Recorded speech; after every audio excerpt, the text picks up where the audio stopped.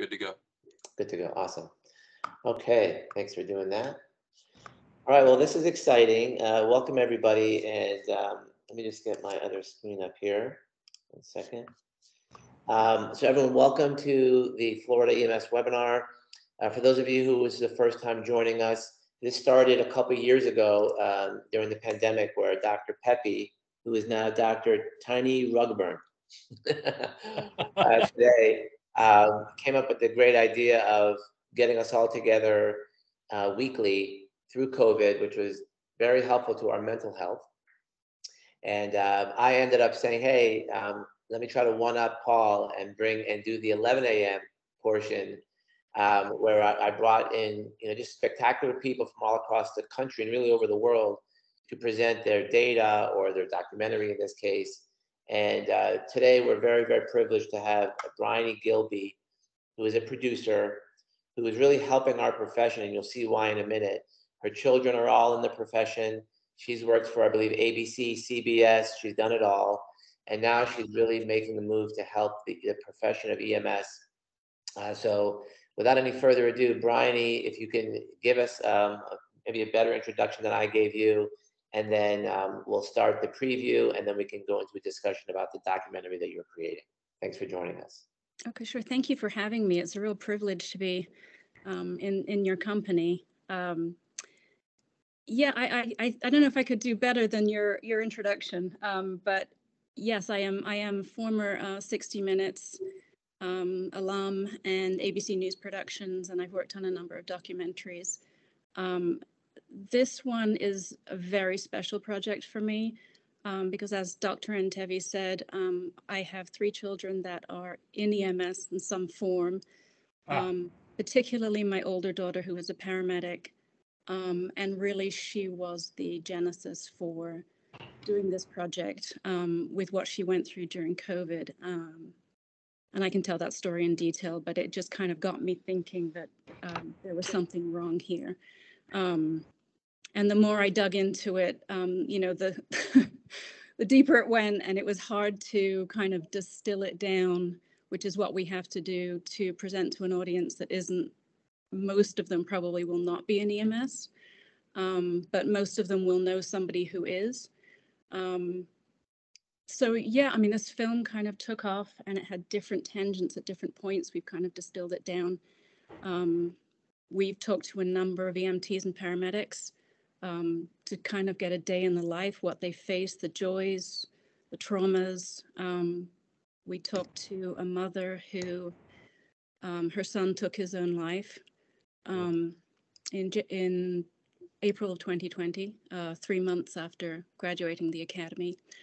And we talked to a union president of New York Fire Department, EMS, who talks about, how people can't afford, his EMTs can't afford to pay the rent. He's got some living in homeless shelters. So there's a lot to talk about. We also look at how EMS got to this, into this problem, and kind of the history of EMS and how it developed differently from fire and police, what that means, and why the system now is so outdated. We talked to NAEMT board members from around the country to see what are they seeing in their states. And there was some variation, but a lot of it was frighteningly the same. Obviously, critical workforce issues, and drug overdoses, burnout. Just not finding people to hire. So yeah, and then we kind of looked at efforts in New York to address that. And we looked. There's a senator in Westchester who's trying to bring a bill to the New York Assembly to change the law in New York to make it an essential service. And the phrase essential service is a whole can of worms. Every time I think I have a grip on some of these terms, somebody else will tell me that I don't. So yeah, so that's basically it's an educational and advocacy piece. Hopefully, we're looking to tell people what the issues are and hopefully advocate for change if we can do anything in that to do that. So before we get into the details and to perhaps how we can help, we have a very big group led by Dr. Pepe, really worldwide, with spectacular people who all of us really care truly in our hearts about this profession and about the service that we're servants, right, to our people here who are in our communities, who we're here to help. And so anything that we can do to help. But let me do this. Let me share the PowerPoint, the window here, and then we'll watch this 4-minute clip, the preview, and then let's get into some questions and just some more discussion. So if you guys are hearing this, please let me know. I'm going to get it started right now.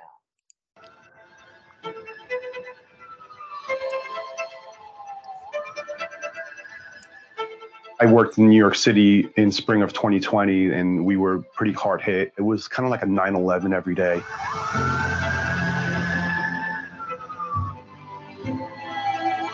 It was so bleak during that time. Seeing the cries and screams of people, seeing the disparity that I'm the one working on the road, no one else is on the road, and I'm taking people to the hospital, and that may be the last time they're interacting with that family member or their loved one. It got to a point where I broke. You can freak out like in the ambulance, and then when we're inside, then we're like calm and collected because we have to reassure them that we are there to help them, and then that we know what we're doing. And even if like inside we're like, oh my God. When the pandemic hit, many people worked from home. That wasn't an opportunity that 911 EMS was afforded. They're the third uniformed service. Their job is as dangerous as police and fire. They have been right up in the front lines, taking care of very sick COVID patients, constantly exposed to infectious disease.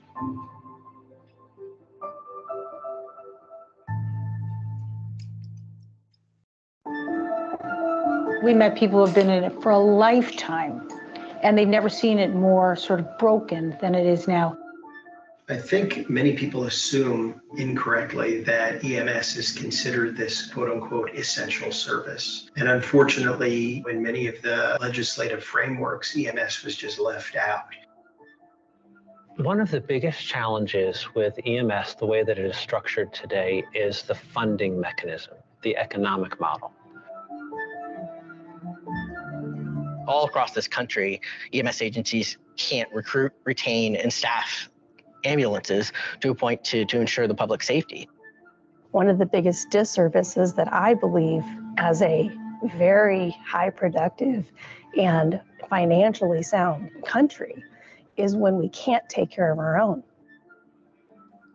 I believe our rural areas are the alarm sounding. We want people to know that this is a crisis that they need to pay attention to. Particularly rural areas don't have the required EMS coverage. When someone calls 911, there's no assurance that they can get an ambulance. People always want to talk about the cost of responding to the call, whereas we should be talking about the cost of readiness to respond to the call. We need to have full-time paid personnel at adequate salaries who have chosen this as a profession. This is a noble profession. As an EMS worker, it's very difficult to live off of one salary. Therefore, I have to work at several different agencies just to pay my bills. EMS has not been considered and viewed as a required essential services for the what ifs. And is that, as a society, something that we are willing to fund and pay for? That's where it starts. All we're doing with essential services is saying that this is a critical piece of public safety, much like fire and police, and that we want a bill to be able to make sure that this essential service gets funded appropriately and it can deliver the service that the public expects. It doesn't translate into money per se under state law to simply call something an essential service. We have to rebuild the EMT, EMS system from the ground up to create a system that has enough money to sustain itself.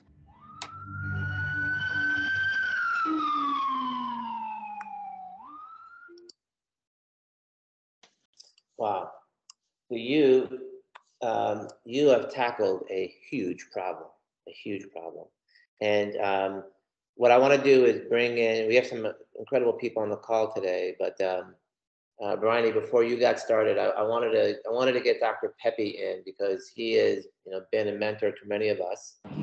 He's been everywhere. He's researched and led many people in this profession. So Dr. Pepe, what are your initial thoughts on this? Well, first of all, I agree with you. And you said there's incredible people. It means they're not incredible, right? So just want to make sure that got clear.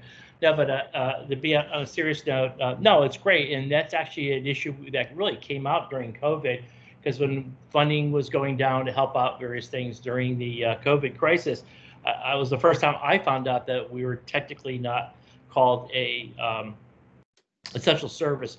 But the key thing here is beyond that sort of recognition and the implications for it was what the senator said from Westchester County, is that, so what?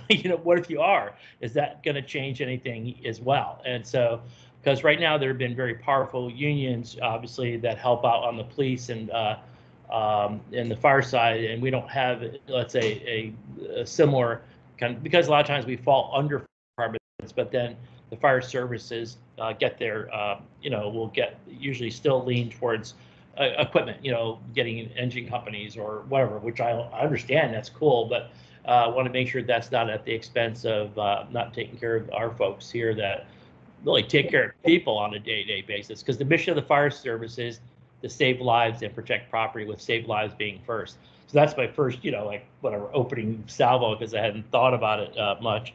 But I think it's a good start. Bryony, one thing I want to say is that are you able to get translators for all those New York accents? That's what we heard there. I need them myself. Yeah. Hey, no, what's your accent from, by the way, just out of curiosity? It's originally England, but I spent a lot of time in Australia, so sometimes people can hear That's right. that. I picked up what you're saying. I thought that, but it was kind of different. It was kind of fun. Yeah, it's all over the place. So yeah. Okay, it's good. distracting. I apologize. No, not at all. It doesn't bother me at all. I'm just curious. It helps me with knowing about people's backgrounds. It's really good. All right. So, anyways, let's go on to other people, though, Peter. And Yes. But I think this is a great start, by the way. Okay, it's a fantastic piece. I think the production was done really well. I can tell how you did some of the things. So I was impressed. Very good. And it's probably better when you're not, transmitting it over a streaming here as we're doing, right? So. Okay. Yeah, and the actual link I've sent out to this group, but Bryony, if you wouldn't mind, I know that you're in the midst of making this, and so I know that you're interviewing a lot of people. You need lots of help. Would you mind taking us through where you are with the project currently, what you would need from a group like ours, and really at 11:30, Dr. Pepe's group, where he really has an international voice there. But can you give us some information about where you are and what you need from us? Absolutely. We are in the process of writing the final script. We're putting it together. We actually just made the first, what's called a paper cut, the first full length.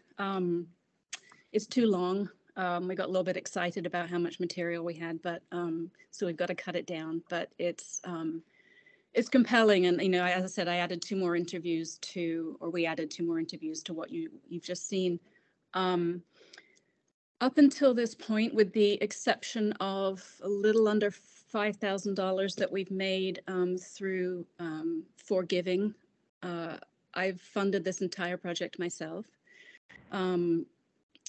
So the bottom line now is we need money really more than anything, because to get it to the point where it looks polished and we're going to get outside footage. I want to license some footage from the show Emergency, which I think inspired a lot of people from a certain generation. I need to buy a lot of outside footage that has, COVID and the Parkland, the Marjorie Stoneman Douglas Parkland shooting that Juan Cardona attended and refers to in the full piece. That's expensive, licensing outside footage, licensing original music if we can afford it. But yeah, it's funding and getting it out there, getting it shared, because what we would love to do is say we got 200,000 followers on Facebook and take that to Amazon, Frontline, PBS, wherever it is, and say, well, you've got a built-in audience here. And I think that's not out of the realm. I think there are a lot of people in EMS that are curious to see this. We've heard from people all over the country, in other countries, who are excited. And I think the general population is probably interested in this kind of topic. I mean, you see by the TV shows that you see that in the ER and the Chicago fire, people love this stuff. So I think we can get a good audience. But yeah, those are my two wishes: money and attention. Okay. Well, and I'm sorry because I just took a call from one of my medics. But I was trying to listen in the other ear. So is your ultimate goal, and I'd like to bring on Dr. John Kramer in a minute. He's a former Office of the EMS Medical Director from NHTSA. He's a former director. He's on the call today. But is your goal here to affect change somehow at the level of the federal government, at the level of the states? What is the ultimate goal here in your quest here to make this documentary? I'd say first and foremost, even ahead of producing a great film, is that I want to advocate for these people. It's not just my children; it's a lot of my friends. Dan Blum, who you saw in the piece, was my neighbor, and he is the one that got my kids into Chappaqua Volunteer Ambulance, and it literally changed their lives.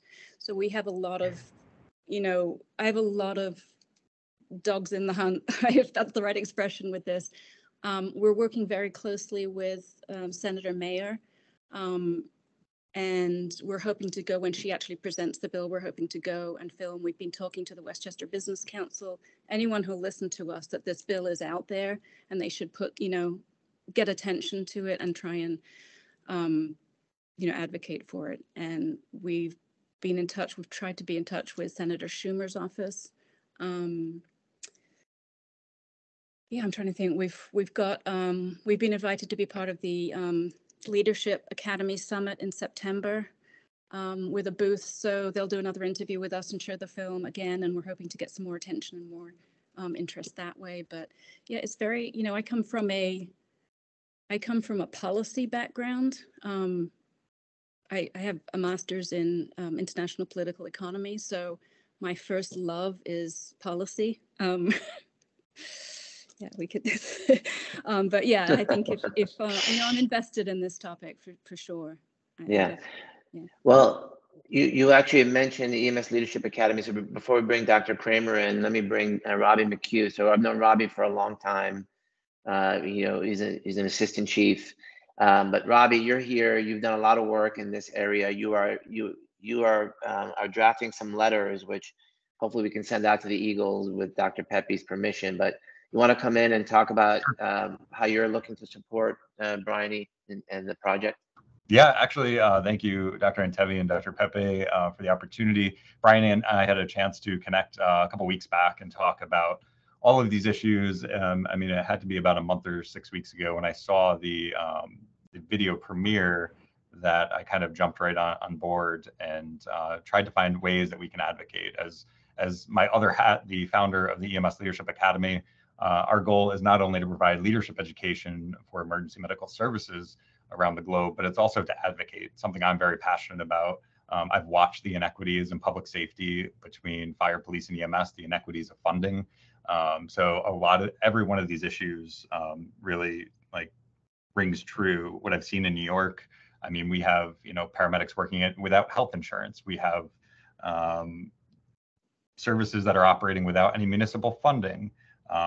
People working in the industry that have no retirement equity. So certainly I've put together some resources. I've dropped a link in the chat, and I'm basically calling on the Eagles Coalition of medical directors to really promote this with their services, help spread the word, contact any advocacy organizations and associations. I've called them my organizations that I'm a part of to contribute $1,000 to this project. We don't want this project purely funded out of crowdfunding, out of the pockets of EMTs and paramedics that are chipping in $5 or $25. This should be coming out of the organizations, the associations. Recently, over the weekend, I put together a petition for the NAEMT, calling on them to fill the gap as well. EMSleadershipacademy.com/advocacy. has links to the letter, the petition, trailer, and an opportunity to crowdfund. So that was a mouthful, but certainly appreciate the opportunity and the platform here. If you could add those links on, Robbie, we greatly appreciate all the work you are doing and what you've done in the past for the profession. Let me bring in Dr. Kramer. Dr. Kramer. That's yes. John will have a good idea about how this all works, especially policy-wise. Okay, so go ahead, John. Well, thank you. I'll echo a lot of the comments that have already been made, with the exception that if your focus is in international and national policy, we need to talk, because you need to have a mental status exam. Right. There are really some issues associated with that. No, I'll be very brief, but really compliment you on this project, both in concept and in what you have produced so far. You know, in a very short number of minutes, you have highlighted so many of the issues that surround this. The reason I made the comment about both federal and state legislatures is, and part of it reflects the quandary that you reflected on essential services. The federal government will not define EMS as an essential service. They just won't. That's a state responsibility. But as others have alluded to, defining it as an essential service only offers states and local jurisdictions the opportunity to fund it. There is no funding associated with defining it as a federal service. You've reflected on the public-private issues. You've reflected on the toll that it's taking on individual clinicians, financially and psychosocially and all sorts of things. So I would applaud you on this.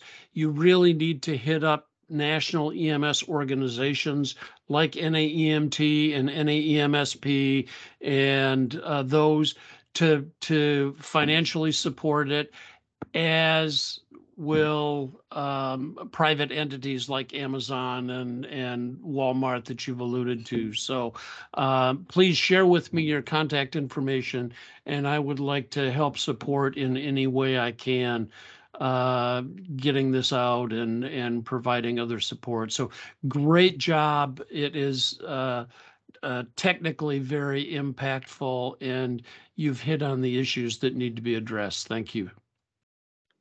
Thank you. That's great to hear. He says that. That's a good thing. Just want you to know, he knows what he's doing. So it's and well, one of the things he'll be extremely helpful to you as well. So go ahead. I was going to say that I am open to all kinds of suggestions and corrections. I certainly don't want to put information out there that isn't correct. I'm actually currently working on exactly which states do declare EMS essential, because apparently Florida is a big question, and I have to, you may know that actually, but yeah, so I do want to, what I want to put out there is accurate and also, comprehensive to people that aren't in EMS. But you're exactly right with the federal level. I think probably the best thing that could happen is that EMS is put under one federal entity as opposed to the 6 or 7 that it's under now. At the state level, we can talk about that as well. Congress needs to change the Medicare, the CMS authorizing legislation, and that will make significant. That's the first step in making significant impact. Yes. Hey, Peter, I can switch over to the other side. Okay. And Bryony, I'd like to get your contact information. And Peter, it is 15274 for today, if you want to put that in the chat, 15274. Let me put that in right now. Hold on, 15274. We only have a few minutes left, but I wanted to bring in, I know I saw Chief Cardone on the call. He was in your video. Anybody else on the call? Joseph Zalkin, who is part of the NAMSP, and I know several people on this call are. Does anybody else want to Hey, Chief Cardona, could I get your autograph later, or maybe a photo op? Even a photo op, that would be really great. So, okay, go ahead. For small fee, Dr. Pepper. Okay. All right, I'll see you guys later. I'm going over the other side. Take care. Okay, we'll be right there. But Chief Cardona, do you want to make a few comments? Just real quick, as you guys saw, the NAEMT supports this project. We believe in it. We think it's important for all of us, nationally and internationally, to support it. I think it's important for us to promote this video, and yeah, let's find ways to help fund it. I don't know how, but maybe our unions, maybe our, whatever we can do. We need to help. Chief Cardone, can I ask a question then about, are you a part of the NAMT or on their board at all? Yes, I'm on the board of directors. I'm the director for Region 2. Great. One of the 2 directors, yes. Okay, like I mentioned earlier, we have letters put together in a petition basically to ask the NAMT to fund this project. It's an advocacy tool for sure. It's a tool that we can use in New York State to advocate for more equity and more change in the local legislation. And again, certainly we've got a lot of letters out there to other associations, like I mentioned in the chat, NAEMSP, ASEP, and we certainly would appreciate any funding the NAMT can put behind this, aside from just having people being interviewed. I agree, 100%. Yeah, thank you for that. I'm personally going to be donating to this cause, Bryony, and looking forward to seeing what you guys can do. This is a mission, obviously, that we're all really impacted by. It's what we do every single day for a living. I also see here, and I'm not sure if he's on the call. Let's see, did he drop off? Ryan Himmel from Coral Springs. It looks like he dropped off. How about Joseph Zalkin? Joseph, you want to come on? You have many, many years in this field. And let's see, is Joseph still on the call? Yeah, I'm Joseph. Here. What are your comments? My 2 cents. Great project. This is also something I think your vendors could support. I agree with Robbie. It should not come off the backs of those who are doing the actual work, if possible. Yeah. But there are a number of large medical supply groups and others out there. If you're not on slate to be at the next major national conference, which is EMS World in October in Orlando, if you speak at the next meeting, their coordinators usually attend. But I would really seek support as support to those who do the job. And of course, what I saw in the clip was there are 1,000 different ways that EMS is provided in this country. Some are governmental, some are volunteer, some are hospital-based, some are fire-based, some on and on. So there's a great diversity out there. And we do have issues with recruitment. We definitely, through COVID, have issues with retention. And it's just a really unique workforce. I encourage your efforts. Thank you. Thank you. Appreciate it. Thank you, Joseph. So we're over the time limit, but again, I really wanted to say, Bryony, huge project, so important. It's, you put on film what all of us think every single day. But I would love to give you the last word. Thank you so much for joining us. Take us out and tell us what you want us to remember. I think that the situation for EMS professionals right now is inexcusable. I say that as an outsider, but it breaks my heart. I cannot believe no one else has taken this topic and made a documentary about it. It's appalling. And I really hope that with this film and with help, and we can put something out there and continue to advocate for change, because there's no choice, really. There's no safety net. So, yeah, this is crucial. Well, we are committed to you in this project. Robbie and I have been in communication prior to today. He's generated, like he said, letters that will go out to everyone on this call, everyone on the coming call, which you're more than welcome to stay on. And I hope that Dr. Pepe will also try and get you on his main call. So stick around if you wouldn't mind while we switch over. I don't know what your schedule is like, but if I can, I'll text him in the background to see if maybe we can get you that other link for the Zoom call. Okay. And perhaps you can come on that call as well. So if you can stick around for just a few more minutes while Dr. Jameson gets us over, he'll restream the Eagles call to start off. I would just like to say that if you want to put my contact information, I'm open to anybody reaching out and suggestions.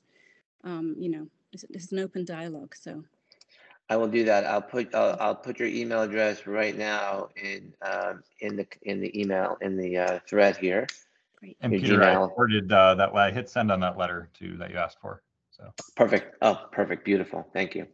All right. So Angus, take us to Dr. Pepe's webinar, and Bryony, I'll be in touch with you here real quick to see if we can get you into the main Eagles webinar in a second. Okay. Great. Thank you, everybody. Thank you. thanks, Peter. Got it. All right, I'm going to stop recording and